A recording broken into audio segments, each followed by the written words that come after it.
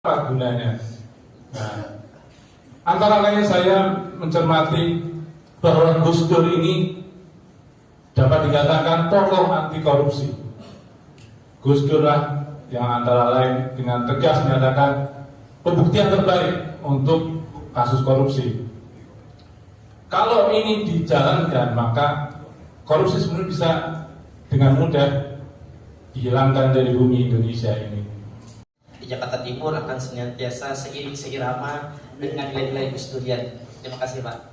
Izin Gus, ibarat makan sayur harus ada garumnya. Ini garum ini Gus Mehmet. Namun sebelum Gus Mehmet menyampaikan materinya, kita akan promosikan ada salah satu santri dari Sokot Tunggal yang sekarang sudah selesai S3-nya dari Cina dan sekarang aktif di Bawaslu. Ya, kepada yang terhormat BPK yang terhormat Kang Dr. Ziki Nifleta Fadl Masykur.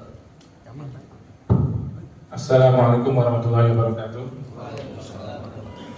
Yang terhormat Abah Nuril, yang terhormat Yaya Jun dan para kiai-kiai, para alim sepuh, pendeta Dante dan sebagainya di sini, para santri-santri.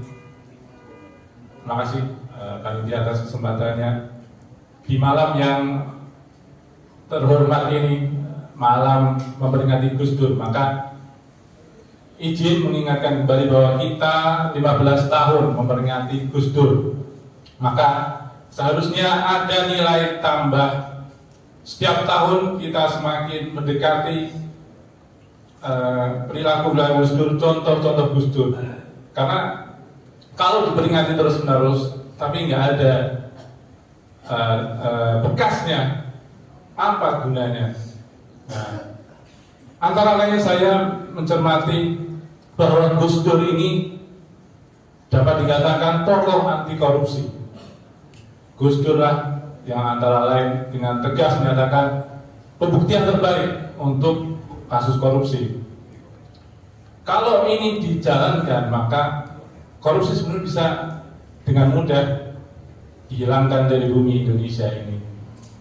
Yang ada banyak orang yang mengaku santri-santri Gus Dur tapi malah bertolak belakang dengan ajaran Gus Dur, malah terlibat dengan praktek-praktek korupsi.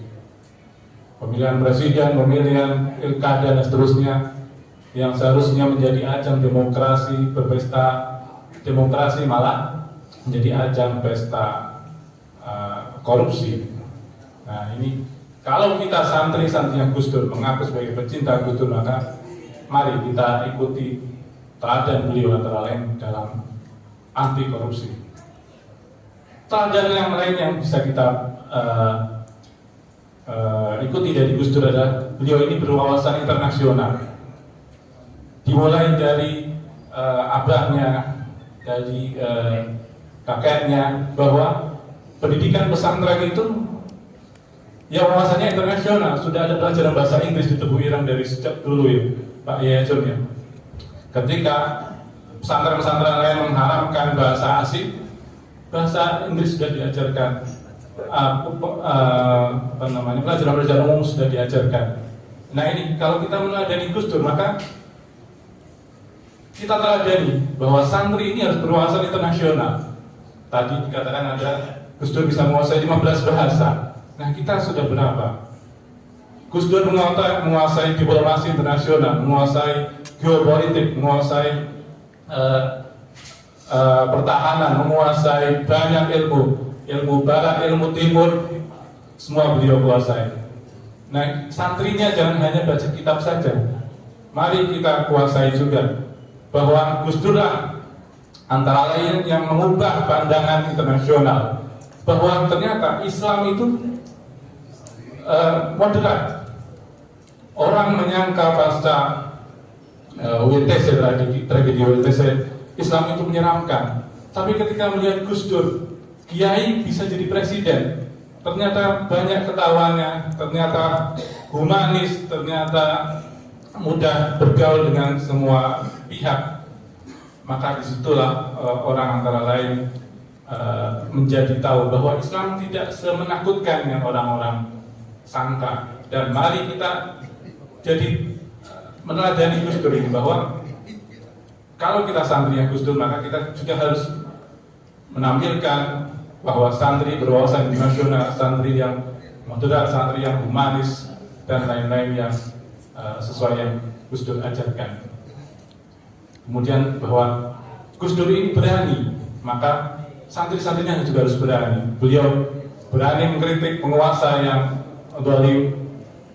Ketika orang masih takut mengkritik Presiden Soeharto, dia sudah berani sejak dahulu kala. Mengkritik militer, termasuk ketika memisahkan TNI dan Polri, kemudian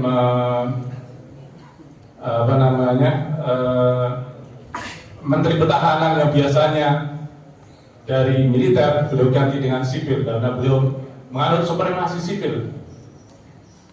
Beliau berani, namun keberanian beliau ditempatkan pada tempatnya.